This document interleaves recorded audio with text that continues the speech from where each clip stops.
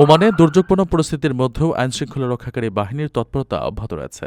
গত কয়েক ঘণ্টায় আইন অমান্য ও চুরির অভিযোগে দেশটির বিভিন্ন স্থান থেকে ২৫ জন প্রবাসীকে গ্রেফতার করেছে রয়্যাল ওমান পুলিশ। শ্রম আবাসন আইন লঙ্ঘন এবং বৈদ্যুতিক তার চুরির পৃথক দুটি ঘটনায় ওই প্রবাসীদের গ্রেফতার করা হয়। পুলিশের দেওয়া তথ্য অনুযায়ী উত্তর আল শারকিয়ার মুদাইবি ও সিনাও এলাকা থেকে ২২ জন প্রবাসীকে গ্রেফতার করা হয়েছে। মূলত শ্রম আবাসন আইন লঙ্ঘনের দায়ে তাদের বিরুদ্ধে আইনি ব্যবস্থা নেওয়া হয়। অন্যদিকে মাস্কাট থেকে আরও ৩ এশীয় প্রবাসীকে গ্রেফতার করেছে স্থানীয় পুলিশ কমান্ড। তাদের বিরুদ্ধে বিপুল পরিমাণ বৈদ্যুতিক তার চুরির অভিযোগ রয়েছে। পুলিশ জানিয়েছে, বাউসার এলাকার একটি বিদ্যুৎ বিতরণ কোম্পানির মালিকানাধীন গুদাম থেকে ওই তারগুলো চুরি করা হয়েছিল।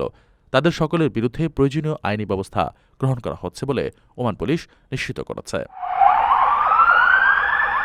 উল্লেখ্য, ওমানের বেশ কয়েকটি প্রদেশে বর্তমানে বৃষ্টি ও বজ্রপাত সহ বৈরী আবহাওয়া চলছে। দুর্যোগপূর্ণ এই পরিস্থিতিতে অনেক শিক্ষা প্রতিষ্ঠান ও সরকারি সেবায় সতর্কতা অবলম্বন করা হচ্ছে। তবে এমন প্রতিকূল পরিস্থিতির মাঝেও অবৈধ কর্মকাণ্ড রোধে ওমানের আইনশৃঙ্খলা রক্ষাকারী বাহিনীর কঠোর নজরদারি ও অভিযান অব্যাহত রয়েছে।